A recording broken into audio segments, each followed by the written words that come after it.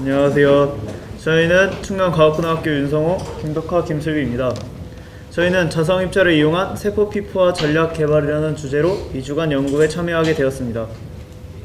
먼저 자연에는 내생포자라고 세포 밖에 단단한 벽이 있어서 외부로부터 위협을 차단하는 그런 방어 기능을 하는 현상이 있습니다.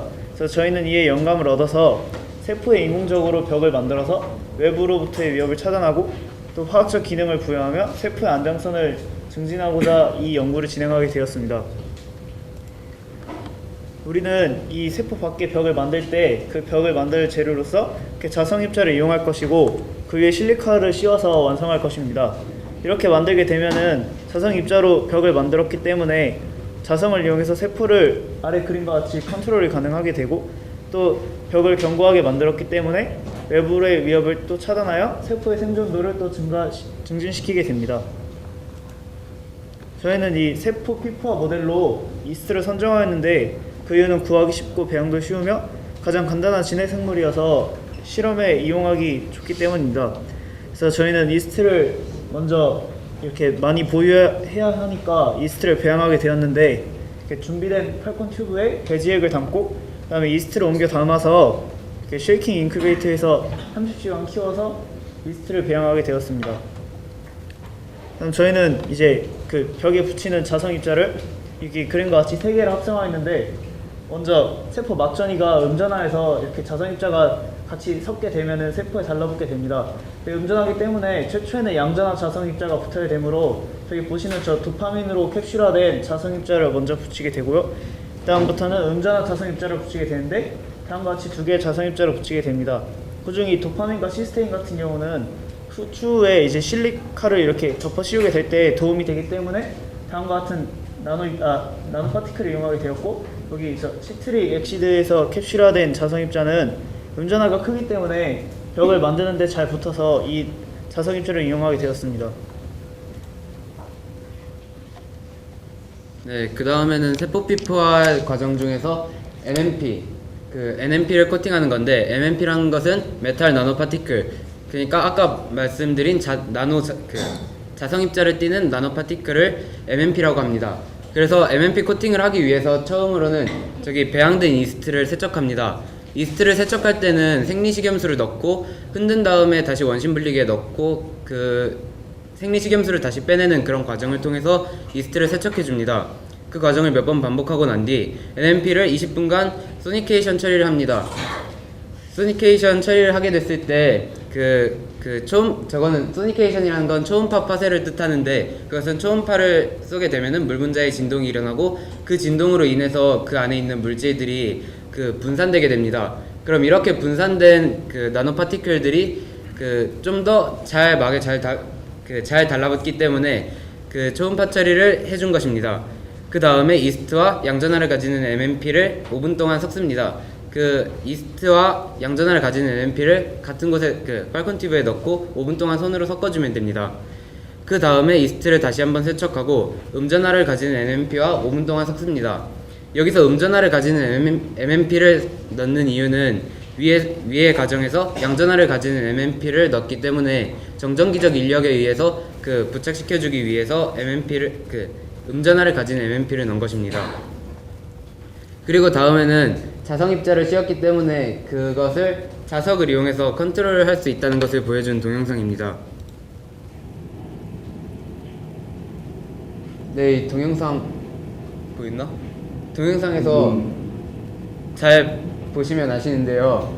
저기 처음에는 저 입자들이 한쪽에 저렇게 자석 쪽에 물리지 않고 골고루 퍼져 있었어요. 근데 저 자석에 의해서 자성에 의해서 자석 쪽으로 끌려가는 것을 볼 수 있었습니다. 그리고 그 다음 세포 피부화 다음 과정으로 실리카 막을 씌워줬습니다. 세포를 양전화를 가진 자성 나노 입자 MMP로 피부화를 한번 하게 되면은 실리카 입자와 정전기적 인력에 의해서 한 번 더 막을 싸게 해줄 수 있습니다. 특히 술풍기나 아미노기 같은 경우에는 실리카 전구체 TEOS, 그러니까 테트라에틸 올소 실리케이트와 반응하여 실리카를 합성할 수 있게 됩니다. 여기서 전에 만든 자성입자 NMP를 씌운 이스트 MMP 이스트와 TEOS를 반응시키게 되면은 그 위에다가 실리카 막을 한 겹 더 쌀 수 있게 됩니다.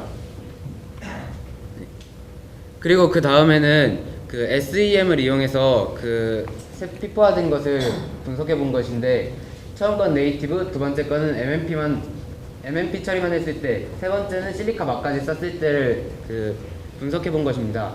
저렇게 분석을 했을 때 두 번째 MMP 같은 경우에는 저기 분석된 성분 중에 FE가 들어가 있는 것을 볼 수 있습니다. 이것은 나노 자성을 가진 나노 입자를 넣었기 때문이고, 그 세 번째 같은 경우에는 실리카를 막을 씌웠기 때문에 규소가 있는 것을 볼 수 있습니다. 그리고 이전에 자성 입자를 씌웠기 때문에 FE도 남아 있는 것을 볼 수 있습니다.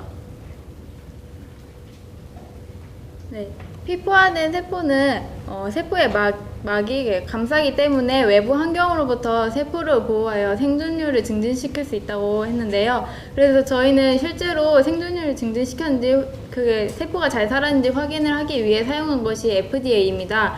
FDA는 플루로세인 다이아세테이트의 약자로 원래는 형광 물질이 아닌데 살아있는 세포의 가수분해 효소와 만나면 플루로세인이 되면서 녹색 형광을 띠게 됩니다. 그래서 보이시는 사진과 같이 살아있는 세포에 FDA를 처리를 하면 저렇게 녹색 형광을 띄어서 살아있는 것을 확인할 수가 있습니다. 그래서 저희가 직접 자성 나노 파티클과 실리카로 막을 싸서 피포화를 시킨 세포들에게 FDA를 처리한 결과 저렇게 녹색 형광을 띠는 것을 보고 살아있다는 것을 확인할 수 있었습니다.